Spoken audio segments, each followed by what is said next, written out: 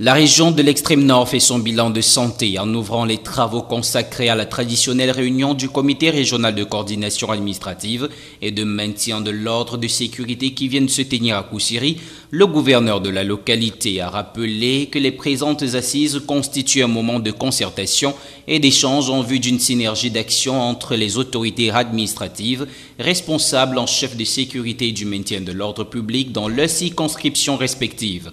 Il a été question pour Midiawa Bakari de revisiter les différents problèmes saillants ayant émaillé la région durant les 4 derniers mois, tant sur le plan politique, social, administratif, sécuritaire que frontalier, ainsi que transfrontalier. Il ressort que l'économie est sur la bonne voie. Les récentes mesures prises par le chef de l'État et exécutées ont permis aux services de douane et des impôts de produire des résultats largement au-delà des prévisions attendues.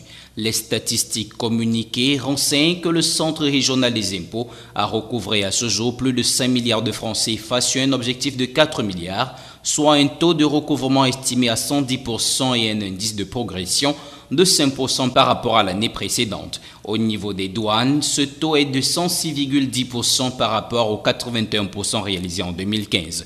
Il ressort sur le plan sécuritaire que les 4 derniers mois n'ont pas été du tout un fleuve long et tranquille. À ce sujet, le gouverneur a épilogué sur les menaces réelles que fait peser la secte islamiste Boko Haram sur le territoire, avec au premier rang desquels l'afflux des réfugiés nigérians dans la région, puisqu'on dénombre plus de 60 000 à ce jour. Face à la menace terroriste, le gouverneur a engagé les forces de maintien de l'ordre et de sécurité à redoubler de vigilance afin que toutes les velléités de Boko Haram soient réduites à leur plus simple expression. Autres sujets tels que l'exécution d'importants projets, la cohabitation pacifique et fraternelle entre les fidèles des diverses dénominations religieuses, entre autres, n'étaient pas du reste. Des exposés suivis, des débats ont animé les travaux qui a vu la participation des 6 préfets des départements, les autorités judiciaires, les responsables régionaux des forces du maintien de l'ordre et de toute la crème des chefs des services déconcentrés de la région.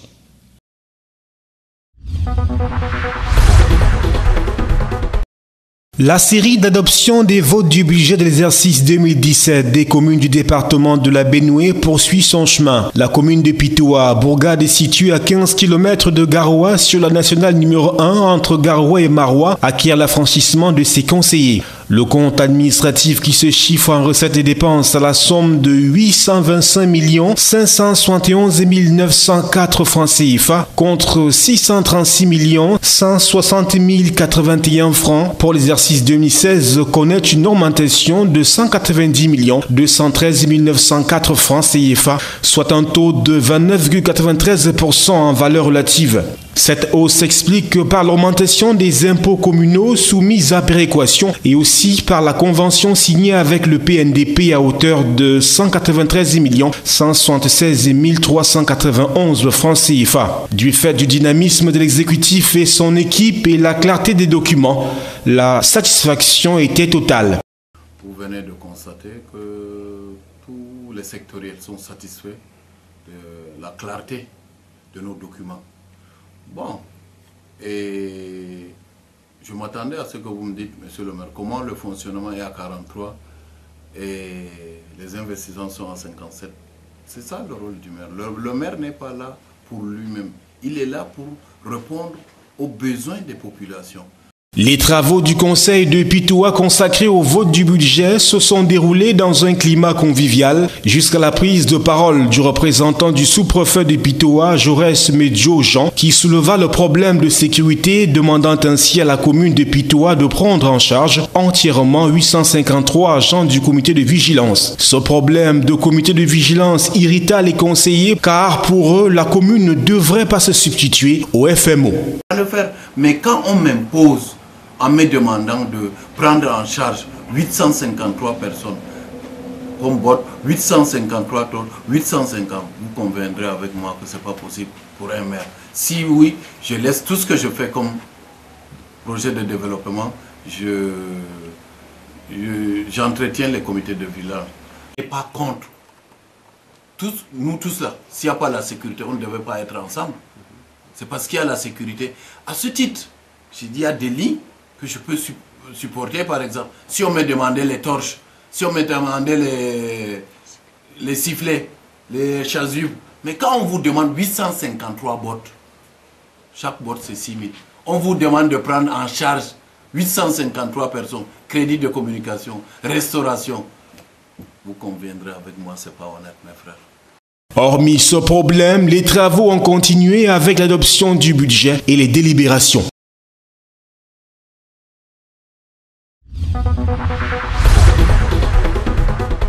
C'est à l'unanimité que le nouveau budget de la commune d'arrondissement de Garoua 2e dans la Benoué a été voté par l'ensemble des conseillers que compte cette commune.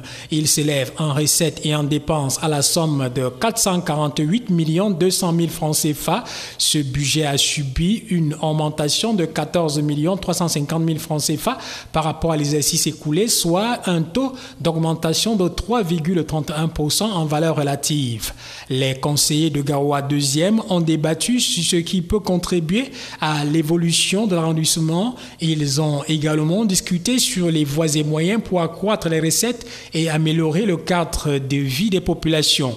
Pour l'année 2017, le maire Ibrahima Barkindo estime que parmi les problèmes cruciaux, bien que des efforts considérables sont faits, il en reste encore la construction des salles de classe, l'adduction d'eau potable, la réflexion des routes pour le désenclavement des quartiers, l'extension du réseau électrique dans les quartiers, la construction des étangs piscicoles pour ne citer que cela. La ville de Garoua en général et l'arrondissement de Garoua 2e en particulier a bénéficié de divers projets CD2 et de la Cannes 2019.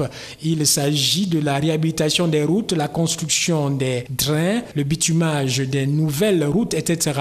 Le maire a demandé aux conseillers de s'approprier ces projets et de sensibiliser les populations de Garoua 2e, non seulement sur l'importance de ces projets, mais aussi sur les éventuels désagréments qu'elles seraient amenées à subir lors de l'exécution des travaux. À la fin des échanges de ce conseil paisible, le sous-préfet François Mabaya Essomba, qui représentait le préfet, a estimé que le projet de budget pour l'exercice 2017 présenté est réaliste. Il s'est dit ému de la prise de conscience des exécutifs et les efforts pour les recettes propres effectués par la commune, ainsi que la manière dont les travaux ont été conduits, à savoir sans complaisance.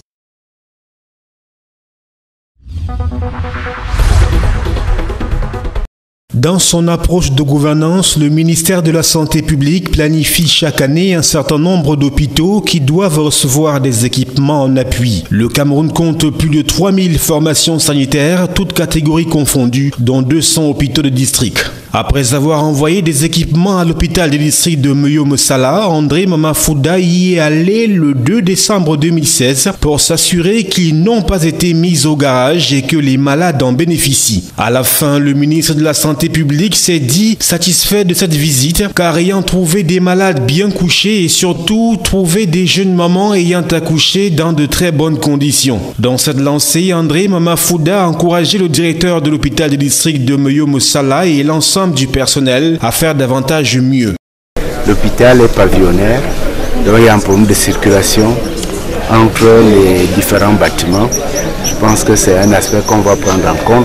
Je vais discuter avec monsieur le maire qui est président du comité de gestion. Il va pouvoir nous proposer quelque chose pour qu'on puisse aisément aller d'un bâtiment à un autre. Nous avons également vu qu'il y a un problème d'eau. On va également voir s'il y a une possibilité qu'on ait un forage qui permettra d'autonomiser. Je me réjouis qu'il n'y a peut-être pas de problème, tout le problème de courant. Donc ça permettra que ce forage puisse effectivement être actif. C'est des projets de 2017. 2017 n'est pas loin. Je voudrais déjà encourager l'équipe. Au sein de cet établissement hospitalier, il s'y pose un problème de circulation entre les différents bâtiments. Aussi, il y a le problème d'eau. Pour ce, le ministre de la Santé publique a dit avoir discuté avec le maire, qui est le président du comité de gestion, pour que ces problèmes soient résolus en 2017, qui n'est plus loin.